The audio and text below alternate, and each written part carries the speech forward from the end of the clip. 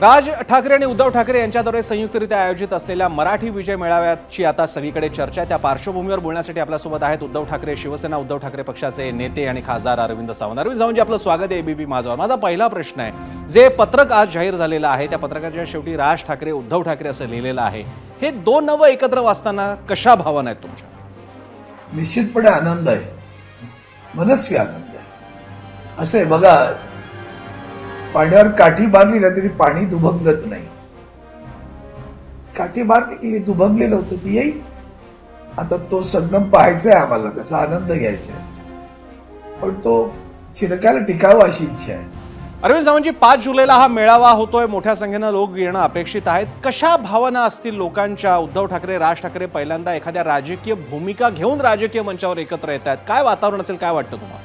हे जे खाली दोन नावं आहेत ना, ती तशीच राहिली पाहिजे असं वाटतं, ती तशीच पुढे गेली पाहिजे। तो निवडणुकात पुरताचा विषय नाही आहे हा विषय महाराष्ट्राच्या हिताचा आहे, अस्मितेचा आहे, तो कायम राहिला पाहिजे ना। आज एक भाषेचा विषय आला, आज सगळे उद्योग पळवून जात आहेत ना आपल्याकडनं, हा पुन्हा महाराष्ट्राच्या अस्मितेचा विषय आहे, मराठी युवा तरुणांच्या रोजगाराचा विषय आहे। शेतकरी जेव्हा आत्महत्या करतो तेव्हा महाराष्ट्राच्याच उराड येतात ना, ते ह्या सगळ्याच्या गोष्टी आहेत, ह्या वेदना देणाऱ्या आहेत। आणि मग अशा वेळेला दोन भावंड दूर असणं हे चित्र काही चांगलं नाही, चांगलं होतंय, घडतंय चांगलं। शुभ बोल रे नारे असं म्हणतो आपण, तसं आपण शुभ चिंतनायचं, शंका व्यक्त करत बसायचं नाही, शुभ चिंतायचं होईल। तुम्ही आता अरविंद सावंतजी म्हणालात शुभ बोल रे नाऱ्या, मला कल्पना नाही, मात्र योगायोगानं असेल कदाचित। आज नारायण राणे असं म्हणाले की आता नेमके राज ठाकरे आठवत आहेत उद्धव ठाकरेंना, ज्या उद्धव ठाकरेंनी राज ठाकरे यांनाच पक्षातून बाहेर काढलं, तो रेफरन्स घेऊन तुम्ही आता हा वाक्प्रचार वापरलाय। मला वाटतं माझा जो तिची शुभ बोल रे नाऱ्या ही आपला वाक्प्रचार आहे, तो त्या माणसांबद्दल नाही मला बोलू, त्यांच्याबद्दल बोलूही नये आणि त्यांच्या कुठल्याही वक्तव्यावर कुठली प्रतिक्रियाही देऊ नये या मताचा मी आहे।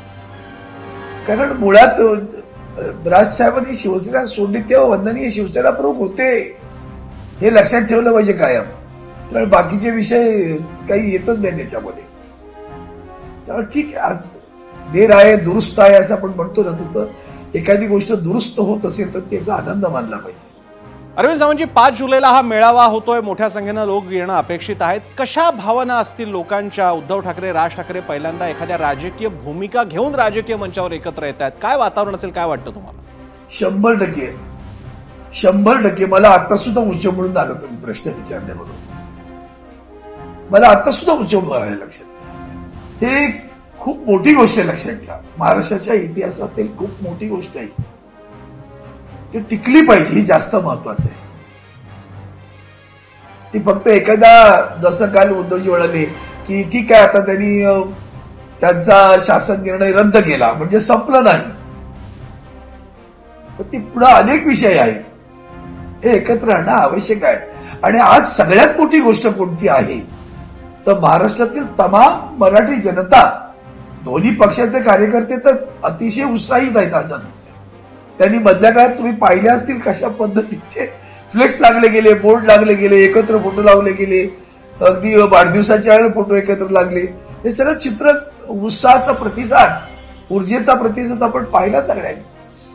आणि म्हणून ज्या भावना महाराष्ट्रातील तमाम मराठी जनतेच्या आहेत त्या उचलून आल्याशिवाय राहणार नाही ना। सागराच्या लाटा आहेत, ऐन पावसाच्या वेळेला तुफान लाटा असाव्यात तशा आहेत त्या।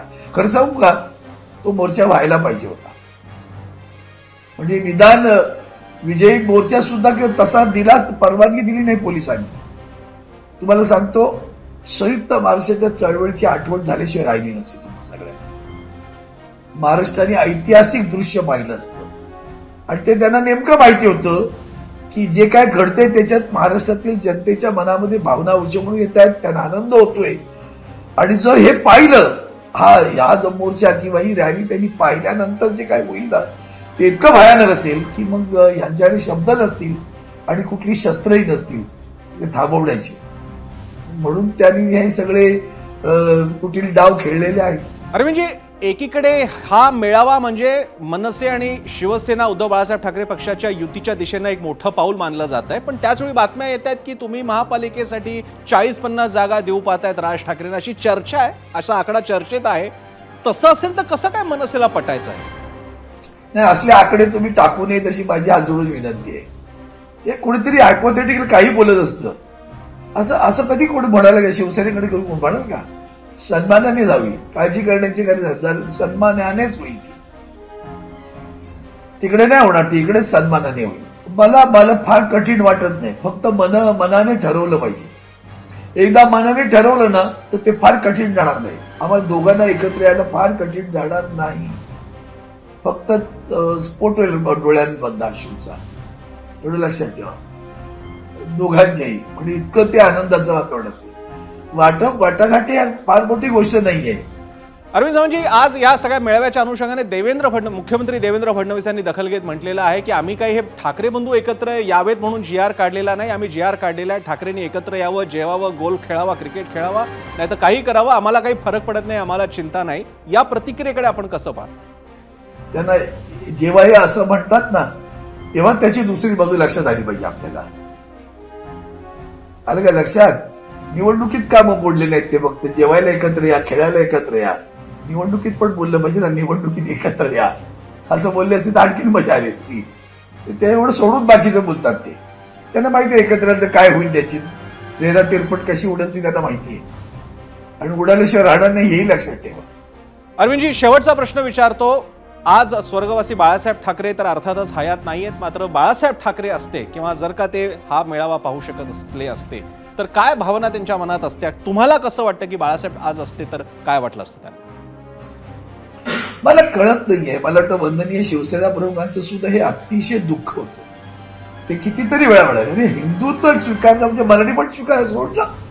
मराठी आहे म्हणून हिंदू आहे, पहिली गोष्ट लक्षात ठेवा. मी मराठी आहे म्हणून मी हिंदू आहे. माझं मराठी पण कसं जाईल मला कळत नाही ना. आणि हिंदुत्व घेतलं पण मराठी केवढं, मराठी पण घेतलं तर हिंदुत्व सोडलं असं कसं जाईल? आधी मुळात आमचं हिंदुत्व काय हे समजून घ्या ना. आमचं हिंदुत्व इतकं साध्या भाषेत बोलले उद्धवजी, हाताला काम आणि मुखात राम, हे आमचं हिंदुत्व आहे. मग ते जे महत्वाचं आहे ना, त्याचा मूलभूत पाया लक्षात घ्या. देशाची एकसंगता आहे. एक देश, एक संविधान, एक निशान, एक देव बिव असलं काही नाहीये. म्हणून साहेब किती टोकाचं बोललेले आहेत.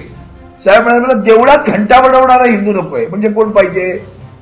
एका वाक्यात कळलं म्हणजे मला देवळात घंटा बडवणारा हिंदू नकोय. म्हणजे मग कोण पाहिजे तुम्हाला?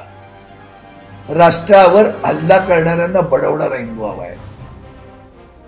म्हणजे जे अराष्ट्रीय आहे, जे अराजकीय आहे, जे आतंकवादी आहे त्याच्या विरुद्ध बंड करणारा हवा आहे.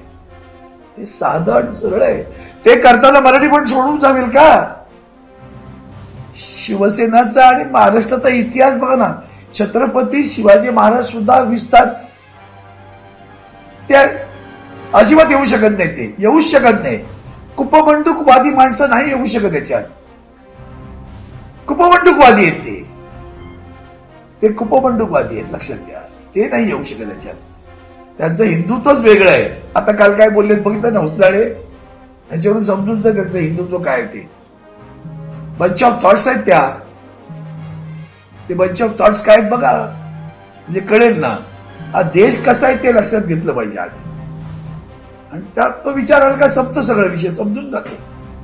हिंदू हा धागा आहे, लक्षात घेतलं पाहिजे. तो हिंदुत्व हा धागा आहे. तेही एका पक्षाचे प्रमुख आहेत, हेही एका पक्षाचे प्रमुख आहेत. एवढं लक्षात ठेवलं तरी बस झालं. बाकीचं सोडून द्या. मनसे नावाचा एक पक्ष आहे, त्या पक्षाचे ते राजसाहेब प्रमुख आहेत.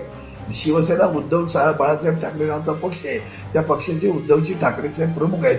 पक्षाचे प्रमुख दोन सुदैवानं बंधू आहेत आणि म्हणून ते नातं आहे. अरविंदजी धन्यवाद एबीपी माझाशी सविस्तर संवाद साधल्याबद्दल. एबीपी माझा, उघडा डोळे बघा नीट.